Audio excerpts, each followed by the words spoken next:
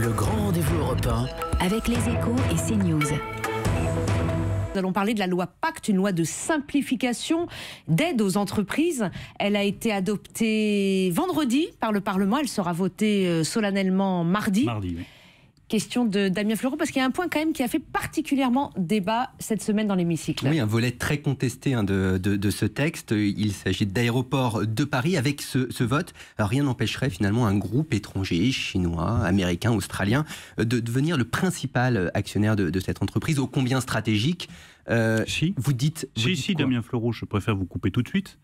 Si, l'État gardera le dernier mot sur le choix de l'investisseur qui sera l'actionnaire principal dans ADP. Mais sur quels critères vous allez pouvoir Sur le critère que dans le décider. décret sur le contrôle des investissements étrangers en France, ces activités stratégiques qui sont liées à l'aéronautique, à la porte d'entrée des avions en France, l'État garde la dernière main. Et je veux dire très clairement aux Français qui nous écoutent que oui, la puissance publique, l'État gardera la dernière main et le contrôle sur le choix de l'investisseur principal dans l'aéroport de Paris. Parce que j'ai bien vu depuis plusieurs jours qu'on dit attention, il y a telle puissance étrangère qui va prendre le contrôle de l'aéroport de Paris. C'est faux. Non, mais ça s'est fait par exemple à Toulouse-Blagnac. C'est faux. Où ce sont les Chinois qui ont investi. Je le C'est sais ça bien, aujourd'hui ils sont qui pose investisseurs question. minoritaires. Je dis simplement que sur le contrôle de l'aéroport de Paris, c'est l'État qui gardera le dernier mot. Oui, mais et je n'aurais jamais engagé cette privatisation, ni le président de la République, ni le Premier ministre, si nous n'avions pas cette garantie qu'au bout du compte, lorsque nous aurons fait les appels d'offres, qu'en 2019 nous aurons lancé l'opération, l'État puisse être le décideur en dernier ressort.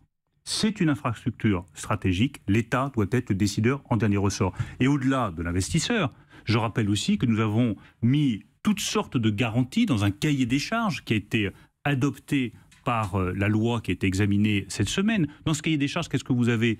Les redevances, les tarifs, négociés tous les 5 ans, l'État garde le dernier mot. Les investissements, l'État garde le dernier mot.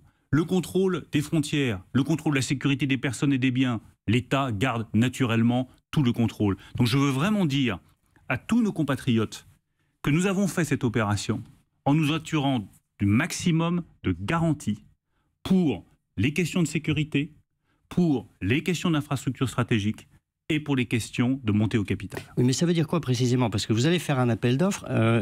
Vous dites que si c'est un étranger qui remporte...